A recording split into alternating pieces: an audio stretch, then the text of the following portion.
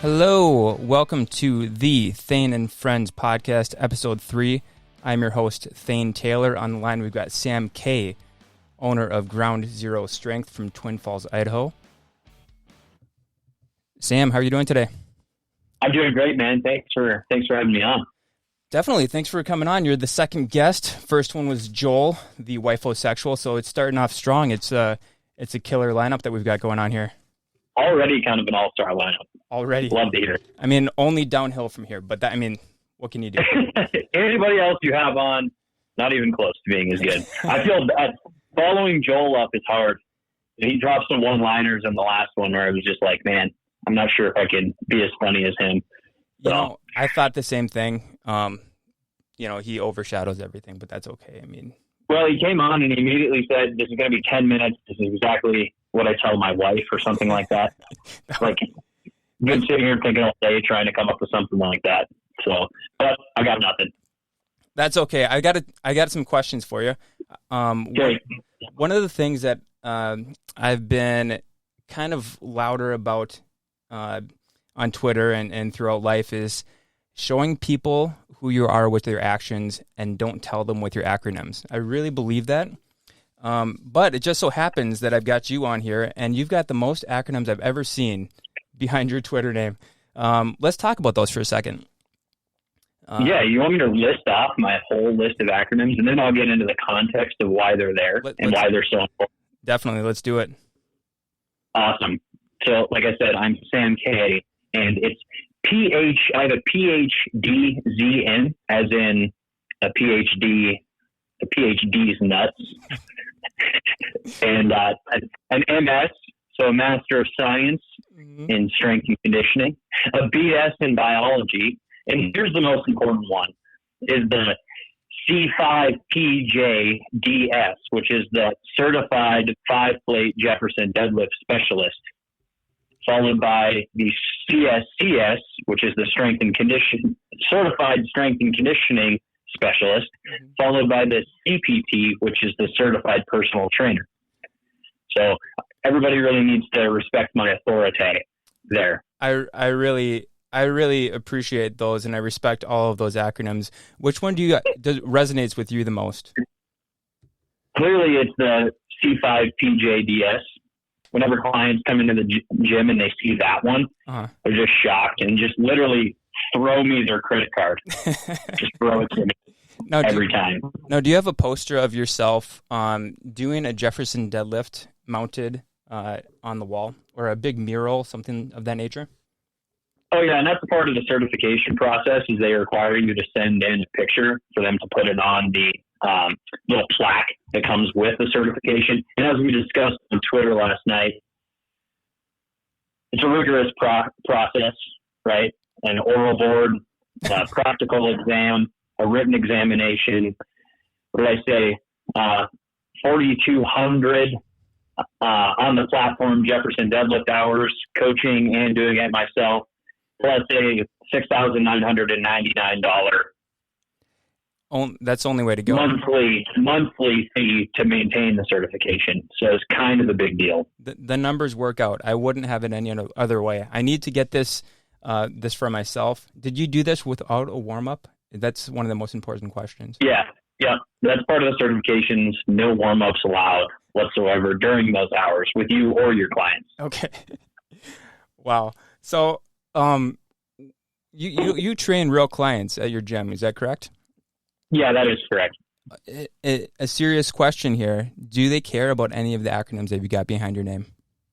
Yeah, so on a serious matter, like when I started joking with this on Twitter with all these things, a lot of people tie in a coach's or a trainer's relevance to certifications or degrees. And then there's also people that tie in their physique, and that's the definition of them being a good coach is how they look.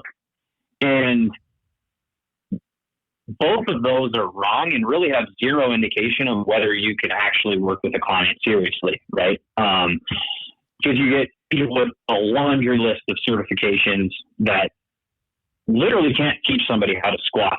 Like they're incompetent at coaching, but you also get people that have the perfect washboard abs. They've got the greatest profile picture online. A lot of people follow them. And they can also not even teach a beginner client how to squat either. They just look good, right? Mm-hmm. So that was kind of the point of me kind of sounding off on that yesterday. Anyway, but I've never once in the years that I've been coaching been asked what specific certifications I have by a client, ever. Okay. Not even, they don't care.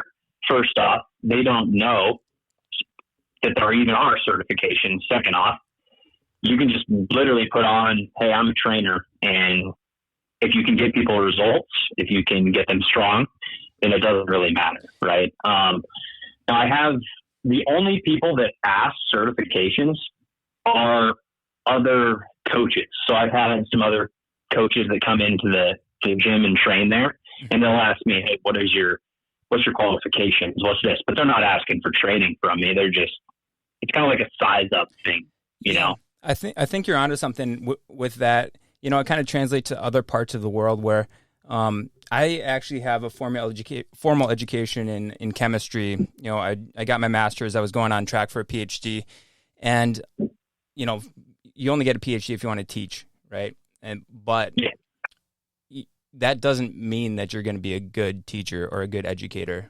Most of the time, people that get PhDs suck at teaching because all it incentivizes is your ability to get research grants and things like that, not actually perform the task that you're hired to do at a university. And that kind of like ties into what you're talking about in terms of like collecting all these different certifications, different NASM credentials, different whatever CSCS credentials. So it really comes down with, are you able to perform the functions of a trainer, right? Yes, absolutely. That's the big thing is, I'm like you, I actually do legitimately have a master's degree and I do have a bachelor's degree. I have held the CSCS. I actually let it run out, and then the CPT. But the thing about the actual fitness trainer certifications is they're just a test, and you go and you pay the money to get certified. And there is also a laundry list of practice exams that are exactly the same. So the CSCS, for instance, I bought like a $50 practice exam, and it was like almost to a T what the actual test was.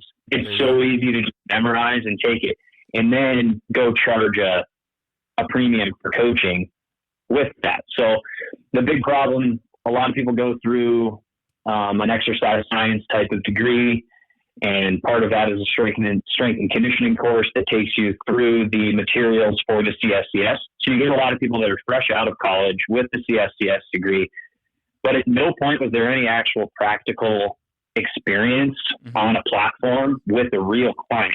Like, they get into a gym to train somebody, and 44-year-old untrained Barbara walks in, right, and they have zero chance of getting this woman moving correctly in a squat or in a deadlift or in anything like that, because there's no actual progression for that. The one certification is that actually requires you to show your ability with coaching on the platform is like the starting strength certification. Other than that, every single other one, you pay your money and you take the test and you can call yourself certified. Starting strength certification. I'm going to take note of that. Sam, I've got 58 seconds with you left. So it is coming up quick. Bullshit, man. Yeah. So 2 quick questions for you. What is your greatest piece of financial advice?